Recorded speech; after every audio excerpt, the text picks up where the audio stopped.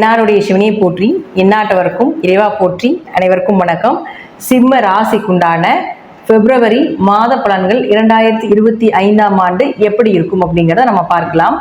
அதற்கு முன்னாடி நம்மளுடைய சேனலை சப்ஸ்கிரைப் பண்ணிக்கோங்க. நம்மளுடைய சேனல்ல ஆன்மீகம் சார்ந்த விஷயங்கள், இறை வழிபாடு, ஜோதிடம், பரிகாரங்கள், இப்படி நிறைய விஷயங்கள் கொடுத்துட்டு இருக்கோம். அதையும் பார்த்து நீங்க பயன்பெறுங்கள்.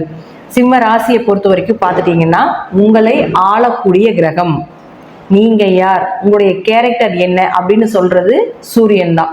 இந்த சூரியன் அப்படின்னு சொல்லக்கூடியவர் பார்த்துட்டீங்கன்னா உங்களுடைய ராசிக்கு 6ஆம் வீட்டுல இருக்கார் 12ஆம் தேதி வரைக்கும். 12ஆம் தேதிக்கு மேல உங்க ராசிக்கு போய் நேரா சிம்மத்தை பார்க்கிறார். இது சிம்ம ராசிக்கும் பொருந்தும், சிம்ம லக்னத்துக்கும் பொருந்தும் இந்த பதிவு. அப்போ சிம்ம ராசிக்கு ராசி அதிபதி மறையிறது அப்படிங்கிறது ஒரு சிறப்பு கிடையாது. 11ஆம் தேதி வரைக்கும் நீங்க கவனமா தான் இருக்கணும். ஏன் அப்படின்னா 6ஆம் இடம் அப்படிங்கிறது கடன், நோய், வழக்கு, வேலையில பிரச்சனைகளை கொடுக்கக்கூடியது, அல்லது வேலையில ஒரு இடமாற்றம், இது எல்லாமே உங்களுக்கு 12ஆம் தேதி வரைக்கும் நடக்கும். அதற்கு மேல் பார்த்துட்டீங்கன்னா இந்த 12ஆம் தேதிக்கு மேல இந்த சூரியன் சனி பகவானோட சேர்ந்து உங்களுடைய ராசியை நேருக்கு நேர் பார்க்க போகிறார். எப்பொழுதுமே ராசி அதிபதியோ லக்னாதிபதியோ தன்னுடைய லக்னத்தையோ தன்னுடைய சொந்த வீட்டையோ தன்னுடைய ராசியோ பார்த்தால் மிகப்பெரிய யோகத்தை கொடுக்கும்.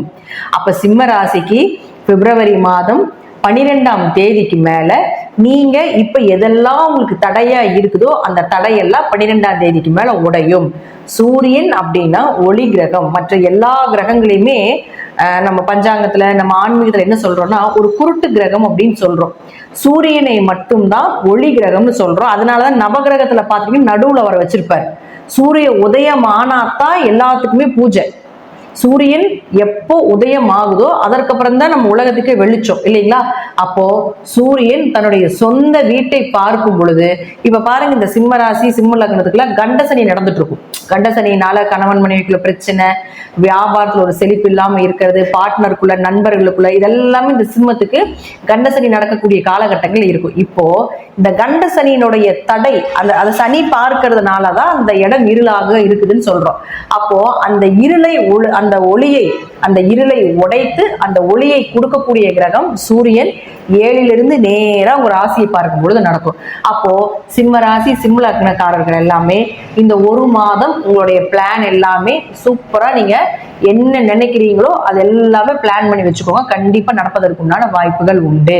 உங்களுக்கு இருக்கக்கூடிய அந்த இருள் விலகி ஒரு ஒளி கிடைக்கும். அதே போல யாரோ ஒருத்தர் வந்து உங்க ஹெல்ப் பண்ண வருவாங்க. யாரோ ஒருத்தர் மூலமாக நீங்க எதுல எல்லாம் ஃபெயிலியர் ஆயிருக்கிறீங்களோ, எதுலாம் டவுனா நிக்கிறீங்களோ, எதுலாம் உங்களுக்கு தடை தாமதங்கள் ஆயிட்டு இருக்குதோ அதற்கு எல்லாத்துக்குமே ஒரு வெளிச்சத்தை கொடுப்பதற்கு ஏதாவது ஒரு மூலமாக உங்களுக்கு நிச்சயமாக இந்த கிரகங்கள் உங்களுக்கு காண்பித்து கொடுக்கும் அப்படிங்கிறத முற்றிலும் உண்மை. அப்போ ஒரு மாதம் சூரியன் அதாவது இங்கதான் இருப்பார். மாசி மாதம் முழுவதும் சூரியன், தமிழ் மாதத்துல சொல்லிட்டோம்னா மாசி மாதம் முழுவதும் இங்கதான் இருப்பார். மாசி மாதம் முழுவதும் நீங்க உங்களுக்கு உண்டான விஷயங்களை கொஞ்சம் கவனமாக செயல்படுத்தினீங்கன்னா இந்த மாதம் நீங்க என்ன நினைக்கிறீங்களோ அது எல்லாமே இந்த ஒரு வருடத்திற்கு உண்டான ஏதாவது ஒரு நல்ல விஷயத்தை அது கண்டிப்பா கொடுத்துட்டு தான் போகும் அப்படிங்கிறது முற்றிலும் வேணும். ஏன்னா நேருக்கு நேர் பார்வை, நேரடி பார்வைக்கு வளர்ச்சின்னு அர்த்தம். குரு, சனி, செவ்வாய் இதுக்கெல்லாம் ஒவ்வொரு பார்வைகள் உண்டு. ஆனா சூரியனுக்கு ஒரே பார்வை, நேரடி பார்வை மட்டும்தான். அப்ப அவர் நேரடியா பார்க்கும் பொழுது உங்க ராசியவே தன்னுடைய சொந்த வீட்டையே பார்க்கும் பொழுது நிச்சயமாக நல்லதை செய்து கொடுத்துத்தான் போவார் அப்படிங்கிறது முற்றிலும் உண்மை. அப்போ உங்களுடைய பிளான் எல்லாம் நீங்க எப்ப வச்சுக்கலாம்னா 12ஆம் தேதிக்கு மேல, 12ஆம் தேதி வரைக்கும் கொஞ்சம் அமைதியா இருங்க. 12ஆம் தேதிக்கு மேல பெயர், புகழ், மதிப்பு இதெல்லாமே கண்டிப்பா உண்டு. உங்க பிளானிங் எல்லாமே 12ஆம் தேதிக்கு மேல நடக்கும் அப்படிங்கிறதுல எந்த மாற்றமும் கிடையாது. அடுத்தது புதன். இந்த புதன் யார்? உங்களுக்கு தனஸ்தானாதிபதி, லாபஸ்தானாதிபதி. அவர் இருக்கிறதும் பார்த்துட்டீங்கன்னா உங்களுக்கு 6ல தான் போயிருப்பார். அப்ப 2 கூட எவரோ லாபஸ்தானாதிபதியோ தனஸ்தானாதிபதி இங்க 6ல மறையும் பொழுது பணம் வராது. சொந்த தொழில் பண்ணிட்டு இருந்தீங்கன்னா கொஞ்சம் லாபங்கள் குறைஞ்சு வந்திருக்கும். பெரிய அளவுக்கு பணம் ஓலே ஆயிருக்காது இந்த மாதம். ஆனா இந்த புதனும் பார்த்துட்டீங்கன்னா அடுத்தது உங்களுக்கு 7ஆம் வீட்டுக்கு போறார் 11ஆம் தேதிக்கு மேல. அப்ப 2 கூடையவர் 11ஆம் அதிபதி 7க்கு வரும் பொழுது நீங்க எதிர்பார்த்த பண வரவு நிச்சயமாக கிடைக்கும். பார்ட்னர் மூலமாகவோ எந்த தொழில் பண்ணிட்டு இருந்தீங்கனாலும் இப்ப இருக்கக்கூடிய அந்த இருள் அப்படின்னு சொல்லக்கூடியது 11ஆம் தேதிக்கு மேல நிச்சயமாக இருக்காது. ஏதாவது ஒரு வழியில பண வரவு, சுப நிகழ்ச்சிகள், திருமணம் சார்ந்த விஷயங்கள் இதெல்லாமே நிச்சயமாக ஏற்படுத்தி கொடுப்பார். 7ஆம் இடம் அப்படிங்கிற திருமண ஸ்தானம் இல்லையா, அப்ப அங்க புதன் வரக்கூடிய காலகட்டங்களை ஏதாவது ஒரு வழிவகையில் உங்களுக்கு திருமணம் சார்ந்த விஷயங்கள், நீங்க எதிர்பார்த்த திருமணம், அதே போல எதிர்பார்த்த லாபங்கள் இதெல்லாமே நிச்சயமா கிடைப்பதற்குண்டான, ஏன்னா அவர் தான் வந்து உங்களுக்கு குடும்பஸ்தானம், குடும்பத்தை அமைச்சு கொடுக்கக்கூடிய கிரகமும் யாருன்னு பாத்துட்டீங்கன்னா புதன் தான். அப்ப அவர் போய் உங்களுக்கு 7க்கு வரும் பொழுது குடும்பத்தை நிச்சயமாக ஏற்படுத்தி கொடுப்பார் அப்படிங்கிறதுல மாற்றமே கிடையாது. அடுத்தது உங்க ஜாதகத்துல பாருங்க யாரோட சேர்றாங்க, யாருடைய சேர்க்கை அப்படிங்கிறது ரொம்ப முக்கியம். சனி பகவானோட சேருது சூரியனும் புதனும். அப்போ இந்த சனி புதன் சேர்க்கை அப்படிங்கிறது வியாபாரத்துல, தொழில்ல ஒரு லாபத்துல வளர்ச்சியை கொடுத்துரும். ஆனா உங்களுக்கு என்ன பண்ணும்னா அதுல ரீதியா வரக்கூடிய சில பணம் எல்லாமே கொஞ்சம் மந்த நிலைகளாக இருப்பதற்கு, பணம் வர்ற இடம் கொஞ்சம் தாமதமா வர்றது, இதெல்லாம் ஏன்னா சனியில தாமத கிரகம்னு சொல்றோம். அப்போ விஷயம் நடந்துடும், ஆனா அந்த பணம் கொஞ்சம் இழுபறியா இருக்கும், ஆனா வந்துடும் கண்டிப்பா. ஏன்னா சனி ஆட்சி பலம் பெற்றிருக்கிறதுனால கண்டிப்பா அந்த பணம் கண்டிப்பா நிச்சயம் வந்து சேரும். ஆனா உங்க ஜாதகத்துல இதே போல சூரியனும் சனியும் சேர்ந்து இருக்கான்னு பாருங்க. இந்த சூரியன் சனி சேர்க்கை ஆண் ஜாதகமாக இருந்தால் கண்டிப்பாக அப்பாவுக்கும் பையனும் வீட்டுல ஒரே சண்டை சச்சரவு பிரச்சனைகளாகத்தான் இருக்கும். வீட்டுல 2 பேரும் இருக்கவே மாட்டாங்க, ஒருத்தர் இருந்தா ஒருத்தர் வெளியே போயிடுவாங்க, நிம்மதியா ஒரு நேரம் சாப்பாடு சாப்பிட முடியாது. இது உங்க ஜாதகத்துல இருக்கான்னு பாருங்க. அப்படி இருந்தால் வருடம் ஒரே ஒரு முறை மட்டும்தான் சனியும் சூரியனும் சேரும். அப்ப அந்த காலகட்டங்கள் அந்த தோஷத்தை அதிகப்படுத்தி கொடுக்கும் ஆண் ஜாதகமா இருந்தா. அப்ப இந்த ஒரு மாதம் மட்டும் கொஞ்சம், மாசி மாதம் மட்டும் கொஞ்சம் நீங்க என்ன பண்ணணும், 16ஆம் தேதி 12ஆம் தேதிக்கு மேல வந்து ஒரு மாத காலங்கள் வீட்டுல அப்பாவும் பையனும் இந்த காம்பினேஷன் இருந்தா மட்டும் கொஞ்சம் கவனமா இருங்க. தேவையில்லாத பேச்சுக்களை பேச வேண்டாம். குடும்பத்துல தேவையில்லாத வியாபாரம் சார்ந்த, தொழில் சார்ந்த பிரச்சனைகள் வரும் அப்படிங்கிறதுனாலதான் நம்ம என்ன சொல்றோம்னா இந்த காம்பினேஷன் இருக்கக்கூடியவங்க கொஞ்சம் கவனமா இருந்துக்கோங்க. அதே போல பாருங்க பெண் ஜாதகத்தில் நம்பிக்கைன்னு வச்சுக்கோங்களேன், அப்பாவும் பொண்ணும் பயங்கர பாசமா இருப்பாங்க. இந்த காலகட்டங்கள் எல்லாமே அப்பா கிட்ட என்ன கேட்டீங்கன்னாலும் கிடைக்கும், தாராளமா வாங்கிட்டு போய்க்கலாம். சின்ன சங்கடங்கள் இருந்தாலும் கூட இப்ப கேட்கக்கூடிய விஷயங்கள் எல்லாமே நடக்கும். பெண் ஜாதகத்துல சூரியனும் சனியும் சேர்ந்ததுன்னா அந்த பொண்ணும் அதிர்ஷ்டசாலி, அவங்க அப்பாவும் அதிர்ஷ்டசாலி, 2 பேரும் பிரியவே மாட்டாங்க, யாரையும் விட்டு கொடுத்துக்கவும் பேசிக்கவும் மாட்டாங்க. இது வந்து பெண் ஜாதகத்துக்கு. ஆண் ஜாதகத்துக்கு மட்டும்தான் இந்த பாதகம், பெண் ஜாதகத்துக்கு அது யோகம். அதே போல அடுத்தது பாருங்க உங்க ஜாதகத்துல ராகு சுக்கிரன் சேர்க்கை இருக்கான்னு பாருங்க. இந்த ராகு சுக்கிரன் சேர்க்கை உச்சகட்ட பண வரவு மகாலட்சுமி யோகம், அதே போல உச்சகட்ட பெண் சாபம்.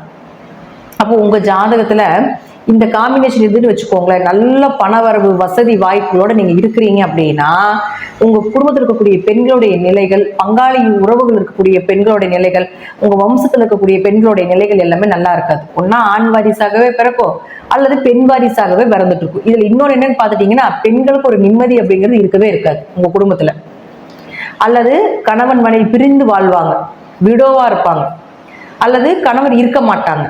ஏதாவது ஒரு வழியில பெண்கள் பாதிக்கப்படுவாங்க. இதுதான் சுக்கிரன் ராகு சேர்க்கை இருந்தால் உங்க வம்சத்தில் நடக்கக்கூடிய உச்சகட்ட பெண் சாபம். ஆனா பணவரவெல்லாம் கொடுத்துரும். இந்த சுக்கிரன் ராகு சேர்க்கை, பணவரவு, மகாலட்சுமி யோகம், எப்படி பணம் வருது, எது வருது, தொடக்கூடிய விஷயங்கள் எல்லாமே லாபமா வர்றது எல்லாமே இந்த சுக்கிரன் ராகு சேர்க்கை. நான் சொன்னது போல இந்த காம்பினேஷன் உங்க ஜாதகத்துல இருந்ததுன்னா இந்த அமைப்புகள் இருக்கும் அப்படிங்கிறத சொல்றேன். அது இந்த மாசம் என்ன நடக்கும் அப்படின்னு பாத்துட்டீங்கன்னா உங்க ஜாதக சுக்கிரன் ராகு சேர்க்கை அல்லது சுக்கிர திசையில ராகு புத்தி, ராகு திசையில சுக்கிர புத்தி, சுக்கிர திசை ராகு திசை, ராகு இருக்கக்கூடிய வீட்டிலிருந்து 1ஆம் வீடு, 5ஆம் வீடு, 9ஆம் வீட்டுல சுக்கிரன் இருந்தாலோ அல்லது சுக்கிரன் ராகு சாரம் வாங்கியிருந்தாலோ, ராகு சுக்கிரன் சாரம் வாங்கியிருந்தாலும் சுக்கிரன் ராகு சேர்க்கை தான். இது எல்லாமே இந்த மாதம் உங்க ஜாதகத்தில் இருந்தால், ஆணாக இருந்தால் பெண்களிடமும், பெண்ணாக இருந்தால் ஆண்களிடம் ரொம்ப கவனமா இருக்கணும். தேவையில்லாத ஒரு அவமானங்களோ, தேவையில்லாத ஒரு கெட்ட பெயரோ, குடும்பத்தை விட்டு வெளியே எங்காவது இந்த லவ் பண்ணிட்டு ஓடுறது, தேவையில்லாத ரிஜிஸ்டர் மேரேஜ் பண்றது, குடும்பத்தை ஏமாத்துறது, தன்னை மறந்து சில செயல்கள் செய்யறது, இதெல்லாமே இந்த சுக்கிரன் ராகு காம்பினேஷன் ஜாதகத்தில் இருந்தால் நடக்கும். உங்க ஜாதகத்தில் இருந்து அது வந்து வருஷம் ஒரு முறை மட்டும்தான் இந்த சுக்கிரன் ராகு காம்பினேஷன் வரும். சுக்கிரன் உச்சமாகிறது யோகம்.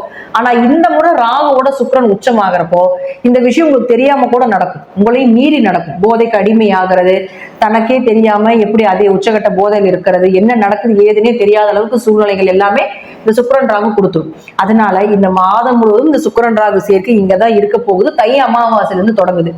இது பார்க்கக்கூடிய பேரண்ட்ஸ் உங்களுடைய குழந்தைகளுடைய ஜாதகத்துல இது இருந்தாலும் குழந்தைகள் கிட்ட கொஞ்சம் கவனமா இருங்க. குழந்தைகள் என்ன பண்றாங்க ஏது பண்றாங்க அப்படிங்கிறது கொஞ்சம் கவனமா பார்த்துக்கோங்க. ஏன்னா இந்த காம்பினேஷன் சரியில்லாத ஒரு காம்பினேஷன். பண வரவுக்கு ஓகே, ஆனா கேரக்டர் வைஸ்ல கை வச்சிரும். அதே போல சனியும் சூரியன், சனி புதன் சேர்க்கை எல்லாமே இருந்தாலும் கொஞ்சம் கேரக்டர் வைஸ்ல இந்த சுக்கிரன் ராகு காம்பினேஷன் இருந்தாலும் சில அவமானத்தை கொடுக்காம அது இந்த இடத்த விட்டு போகாது. அதனால கொஞ்சம் கவனமா இருங்க. ஏன்னா உங்க ராசிக்கு, இந்த சிம்ம ராசிக்கு இது 3 மற்றும் 10ஆம் அதிபதி, 3 10 குடையவராக இருக்கும் பொழுது தொழிலே கொஞ்சம் கை வச்சிரும். தொழில் வளர்ச்சியை கொடுத்தாலும் கூட கொஞ்சம் பெண்கள் விஷயத்துல, ஏன்னா உங்களுக்கு கர்மகாரகன் சுக்கிரன் யாரும் உங்களுக்கு 10ஆம் அதிபதி, 10ஆம் இடம் தான் வந்து நம்மளுடைய கர்மாவை சொல்லக்கூடியது. அப்போ சிம்மராசி சிம்ம லக்னக்காரங்கெல்லாம் பாத்துட்டீங்கன்னா அவங்க கர்மாவை எங்கிருந்து பாக்கணும் அப்படின்னா 10ஆம் இடம் சுக்கிரனை வச்சு பார்த்தா அவங்க கர்மா தெரிஞ்சு போயிடும். அப்போ உங்க கர்மகாரகன் ராகுவாக இருக்கக்கூடிய ஒரு சர்ப கிரகத்தோட பாவ கிரகத்தோட சேரும் பொழுது ராகு தாங்க வந்து உங்களுடைய பாவத்தை கழிப்பாரு. சனி பகவான் வந்து இவர் இந்த பாவங்கள் செஞ்சிருக்காங்க அப்படின்னு சாஸ்திரக்காரகன் சனி பகவான், இந்த இடத்துல இந்த கிரகம் உட்காரணும், சுக்கிரன் அந்த இடத்துல இருக்கணும், குரு இந்த இடத்துல இருக்கணும், இவங்க ஜாதகத்திலையும் சனி பகவான் கணிப்பார். அந்த கணிச்சு அந்த பாவத்தை கழிக்கிறது யாருன்னா ராகுதான். அப்ப ராகு வந்து ஒரு ஜாதகத்துல நல்லா இருக்கணும், கண்டிப்பா நல்லா இருக்கணும். ஏன்னா ராகு நல்லா இருந்தா நல்ல கர்மாவே வாங்கிட்டு வந்திருக்காங்கன்னு அர்த்தம். இதுல நம்ம சோழி பிரசனம் பார்ப்போம் இல்லைங்களா, சோழி பிரசனம் போட்டு பாக்குறது, பிரசனத்துல பார்த்தோம்னா குலதெய்வத்தை ஒரு வகையில எடுத்தாலும் கூட ராகு வச்சு அவங்க வம்ச தோஷத்தையுமே நம்ம சொல்லிடுவோம். ராகுதான் வம்சாவளியாக வரக்கூடிய தோஷங்கள் எல்லாமே சொல்றது ராகுதான். அப்ப இந்த வம்சாவளியாக வர பெண் சாபம், பெண் தோஷத்தை சொல்றது சுக்கிரன் ஒரு பெண் கிரகம். அதோட ராகு சேர்றதுனாலதான் நம்ம என்ன சொல்றோம்னா வம்சாவளியாக பெண்களுக்கு துரோகம் பண்ணி இத்தனை தலைக்கட்டு, 3 தலைக்கட்டு, 4 தலைக்கட்டு, 7 தலைக்கட்டு எல்லாம் பெண் சாவதுனால நிறைய கஷ்டங்கள் அனுபவிக்கிறதெல்லாம் பாத்துட்டீங்கன்னா இந்த சுக்கிரன் ராகுதான். நம்மளுடைய வம்ச தோஷத்தை சொல்லக்கூடியது ராகுதான். அப்ப அந்த ராகுவோட சிம்ம ராசிக்குண்டான கர்ம காரகன், உங்க கர்மாவை கழிக்கக்கூடியது உங்க கர்மாவை சொல்லக்கூடிய சுக்கிரன் ராகுவோட சேரும் பொழுது உங்க கர்மா இந்த மாதத்தில் கழிப்பதற்குண்டான ஏதாவது ஒரு வேலை நிச்சயமாக நடத்தியே தீர்வார் இந்த சுக்கிர பகவான் ராகுவோட காம்பினேஷன்ல சேர்ந்து. அப்போ உங்க ஜாதகத்துல இதெல்லாம் இருந்ததுன்னா நீங்க செய்ய வேண்டிய ஒரே விஷயம் என்னன்னு பாத்தீங்கன்னா குலதெய்வ வழிபாடு. ராகு எந்த அளவுக்கு தோஷத்தையும், ராகு எந்த அளவுக்கு உங்களுடைய வம்சா தோஷத்தையும் சொல்லுதோ அந்த அளவுக்கு உங்க வம்சத்தை காப்பாற்றக்கூடிய ஒரே தெய்வம் குலதெய்வம் தான். அப்ப குலதெய்வ வழிபாடு செய்யணும். இது போல காம்பினேஷன் இருக்குது அப்படின்னா டக்குன்னு ஓடிடுங்க குலதெய்வ கோயில். குலதெய்வத்தினால மட்டும்தான் காப்பாற்ற முடியும். அப்படிங்கிறதுனால சிம்மராசி சிம்ம லக்னமாக இருந்தாலும் இந்த காம்பினேஷன் ஜாதகத்தில் சூரியன் சனி சுக்கிரன் ராகு சேர்க்கையில இருந்ததுன்னா நிச்சயமாக நீங்க குலதெய்வ வழிபாடை இந்த மாதம் தை அமாவாசையிலேயே போய் பண்றது ரொம்ப விசேஷம். ஏன்னா அன்னைக்குதான் சுக்கிரன் உச்சமாகுது, அவரோட போய் ஜாயிண்ட் ஆகிறார். அப்போ அன்னைக்கே போய் தை அமாவாசை அன்னைக்கு நீங்க குலதெய்வத்துக்கு வழிபாடு பண்ணிட்டு வந்துட்டீங்கன்னா இந்த மாதம் மழையாட்ட வரக்கூடிய பிரச்சனை பனியாட்ட விலகும் அப்படிங்கிறதா முற்றிலும் உண்மை. அப்போ இந்த மாதம் நீங்க வழிபட வேண்டிய ஒரே தெய்வம் குலதெய்வம் மற்றும் சூரியன் சனி சேர்க்கை இருந்ததுன்னா கால பைரவர் வழிபாடு செய்யலாம். அதாவது ஞாயிற்றுக்கிழமை சனி கோரையிலையோ அல்லது சனிக்கிழமை உங்களுக்கு சூரிய ஹோரை எந்த டைம்ல வருதுன்னு பார்த்து நீங்க செய்து கொள்வது என்பது சிறப்பான ஒரு விஷயம். அங்க போய் வழிபாடு செய்யறதுனாலே போதும். சும்மா ஒரு வில்வ இலை வாங்கி சிவனுக்கு கொடுத்து பைரவருக்கு கொடுத்து அர்ச்சனை உங்க பேருக்கு யாருக்கு இந்த காம்பினேஷன் இருக்குதோ அவங்களுக்கெல்லாம் அர்ச்சனை பண்ணிட்டு வந்தீங்கன்னாலும் இதோடைய தாக்கங்கள் கொஞ்சம் குறைவாக இருக்கும் அப்படிங்கிறது தான் முற்றிலும் உண்மை. அடுத்தது பாருங்க, உங்களுடைய ராசிக்கு செவ்வாய். இந்த செவ்வாய் அப்படின்னு சொல்லக்கூடியவர் யார்? உங்களுக்கு 4 மற்றும் 9ஆம் அதிபதி. இவர் எங்க இருக்காருன்னா லாபஸ்தானத்தை போய் வக்கரத்துல நிற்கிறார். அப்ப 4ஆம் அதிபதி 9ஆம் அதிபதி சிம்மராசிக்கு சிம்ம லக்னத்துக்கு வக்கரத்துல இருந்தா தாய் தந்தையர் மூலமாக ஒரு மனக்கசப்புகள் ஏற்பட்டு இருந்திருக்கும். அவங்க சொத்துக்கள் மூலமாக, வண்டி வாகனங்கள் மூலமாக அல்லது பூர்வீக சொத்துக்கள்னால பிரச்சனைகள் வந்தது, சொத்து சார்ந்த ஏதாவது ஒண்ணு உங்களுக்கு கிடைக்காம இருக்கிறது, அதுல ஒரு பழிபாவங்கள் ஏத்துக்க வேண்டிய ஒரு சூழ்நிலைகள், ஆரோக்கியம் கொஞ்சம் 2 பேர்த்துக்குமே கொஞ்சம் ஆரோக்கியம் சரியில்லாம இருக்கிறது, அதற்கு மருத்துவ செலவுகள் செய்கிறது, இதெல்லாமே வந்து இந்த 24ஆம் தேதி வரைக்கும் இருக்கும். அதுல மாற்றமே கிடையாது. வக்ரம்னா கோபம், வக்ரம்னா திரும்பி இருக்குது, வக்ரம்னா எல்லாம் டபுளா கிடைக்கிறதா அர்த்தம். நல்லதா இருந்தாலும் டபுளா கிடைக்கும், கெட்டதா இருந்தாலும் டபுளா கிடைக்கும். அப்ப 4 9 கூட வக்ரமாய் 11 இருக்கும் பொழுது லாபம் வரும். 24ஆம் தேதிக்கு மேல மிகப்பெரிய லாபங்களும் தாய் தந்தையனுடைய அனுகிரகமும் தாய் தந்தையர் மூலமாக பூர்வீக சொத்துக்கள் மூலமாக வரக்கூடியது எல்லாமே 24ஆம் தேதிக்கு மேல நீங்க ட்ரை பண்ணீங்கன்னா கண்டிப்பா வரும். இப்ப ட்ரை பண்ணீங்கன்னா 24ஆம் தேதிக்கு முன்னாடி நீங்க போனீங்கன்னா ஒரு சண்டையோ சச்சரவோ இதெல்லாம் பெருசா வந்து கிடைக்கும். 24ஆம் தேதிக்கு மேல அதை நீங்க ப்ராசஸ் பண்ணீங்கன்னா உங்களுக்கு சுமூகமாகவே எந்த பிரச்சனையும் இல்லாம வர்றது. அதுதான் வந்து இந்த வக்ரமாகிறதுக்கும் வக்ரம் இல்லாம ஒரு கிரகம் இருப்பதற்கு உண்டான பலன். அதனால அப்பா அம்மா உறவுகள், சொத்து சார்ந்த பிரச்சனைகள், வண்டி வாகனங்கள் சார்ந்த பிரச்சனைகள் இதெல்லாமே இருக்குது அப்படின்னா இதெல்லாமே 24ஆம் தேதிக்கு மேல வைத்துக் கொள்வது என்பது ஒரு சிறப்பான விஷயமாக இருக்கும். அடுத்தது பாருங்க குரு பகவான். இந்த குரு பாருங்க பிப்ரவரி மாதம் 4ஆம் தேதி வக்ர வக்ர நிவர்த்தி ஆகுது. அவரும் வக்ரத்துல தான் இருந்தால் இப்ப அவர் நிவர்த்தி ஆக போறார். சிம்ம ராசிக்கு குரு 5-8 கூடையவர். 5 யாரு? குலதெய்வ ஸ்தானாதிபதி வக்ரமாகி உட்கார்ந்துருக்குது. எப்படி வந்து உங்களுக்கு நல்லது பண்ணி கொடுத்துருக்கப்போ குலதெய்வத்துக்கிட்ட போய் நின்றாலும் கூட உங்களுக்கு நல்ல பலன் கிடைச்சிருக்காது. அப்போ பிப்ரவரி 4ஆம் தேதிக்கு மேலதான் வக்ரம் நிவர்த்தி பெறுகிறார். அப்போ குலதெய்வ ஸ்தானம் வலுப்பெறுகிறது. குலதெய்வத்தினுடைய அனுகிரகம் பிப்ரவரி 4ஆம் தேதிக்கு மேல நிச்சயமாக கிடைப்பதற்குண்டான வாய்ப்புகள் உண்டு. அது ராசிக்கு 10ஆம் வீட்டுக்கு வரப்போகிற 10ஆம் வீட்டுல இருக்கிறார். அப்போ அதற்கு மேல குலதெய்வ வழிபாடுகள் செய்யும் பொழுது தொழில் வளர்ச்சி, தொழில நல்ல லாபங்கள், தொழில் ரீதியாக இருந்து வந்த தடைகள் உடையிறது, கெட்ட பெயர், அவமானங்கள் இதெல்லாமே விலகுவது, தேவையில்லாத பழிபாவத்துக்கு ஆளாகி இருந்தாலும் கூட அந்த பழிபாவங்கள் எல்லாமே விலகு. ஏன்னா ராசிக்கு 8ல சுக்கிரன் இருக்கும் பொழுது தேவையில்லாத பழிபாவங்கள், செய்யாத தப்புக்கு தண்டனை ஏத்துக்க வேண்டிய ஒரு சூழ்நிலைகள் இதெல்லாமே ராகு 8ல இருந்தா நடக்கும். ராசிக்கு 8ல ராகு இருக்காரு. அப்ப அது எல்லாமே இந்த குலதெய்வ வழிபாடுகள் நீங்க செய்யும் பொழுது அந்த பழிபாவங்கள் எல்லாமே கொஞ்சம் விலகும். ஏன்னா ராகுக்கு வீடு கொடுத்த கிரகம் குரு. அப்ப குரு நல்லா இருக்கணும். இந்த வீட்டுக்கு அதிபதி குரு. ராகு இந்த வீட்டில் இருந்தால் இந்த வீடு தன்னுடைய வீடாக பாவித்துக் கொள்வார். அப்போ ராகு நிற்கின்ற வீட்டின் அதிபதி நல்ல நிலையில இருக்கணும். அப்ப ராகு 8ல இருந்து அவமானங்கள், சண்டை, சச்சரவு, பிரச்சனைகள், அடிபடுறது, காலில் காயம் படுறது, தலையில அடிபடுறது இதெல்லாமே ராகு கொடுத்துட்டு இருக்கும். அதற்கு வீடு கொடுத்த குரு வக்ரத்துல இருந்தார். இப்ப 4ஆம் தேதிக்கு மேல வக்ர நிவர்த்தி ஆகும் பொழுது இந்த ராகு கொடுக்கக்கூடிய இந்த கெடுபலன்கள் எல்லாமே இந்த குருவால ஒன்னா தெரியப்படும் அல்லது குறைக்கப்படும் அல்லது வராம கூட போறதுக்குண்டான வாய்ப்புகளும் உண்டு. அது உங்க தசை புத்தி நல்லா இருந்தால் சுத்தமாகவே வராது அப்படிங்கிறது முற்றிலும் உண்மை. கோச்சாரங்கள் அருமையாக 100% பேசுது அப்படிங்கிறது தான் உண்மை. அப்ப கோச்சாரப்படி மாத பலன்களே நீங்க இதை கண்டினியூ நீங்க பார்க்கும் பொழுதுமே இந்த மாசத்தெல்லாம் நடக்குமா, அப்ப அதை தகுந்தது போல நம்ம மாற்றிக்கொள்வது என்பது சிறப்பு. அப்ப பிப்ரவரி 4ஆம் தேதிக்கு மேல நீங்க வந்து எந்த விஷயமாக இருந்தாலும் நீங்க மூவ் பண்ணீங்கன்னா நல்லது நடக்கும். அது வரைக்கும் கொஞ்சம் கவனமாக பொறுமையாக இருந்து செயல்படுத்த வேண்டியது ஒரு உண்மை. அடுத்தது பாரு, உங்க லக்னத்துக்கு 6 மற்றும் 7ஆம் அதிபதினு சொல்லக்கூடிய சனி பகவான். இந்த சனி போய் உங்களுக்கு ராசிக்கு 7ல உச்சமாகி நேரா பார்த்துட்டு இருக்கிறார். சூரியன் மேல வரும் பொழுது இவருடைய ஒளி மூலமாக கொஞ்சம் சனி பகவானுடைய பாதிப்பு கொஞ்சம் குறைக்கப்படும் அப்படிங்கிறதா முற்றிலும் உண்மையான ஒரு விஷயமாக இருக்குது. நன்றி. இதெல்லாமே நான் சொல்லக்கூடிய கருத்துக்கள் உங்களுடைய ஜாதகத்துல தசா புத்திப்படி சிறிது மாறுபடலாம். மீண்டும் ஒரு நல்ல பதிவுல சந்திக்கலாம். திருச்சிற்றம்பலம், தில்லையம்பலம், ஸ்ரீ நரசிம்ம திருடிகளே சரணம்.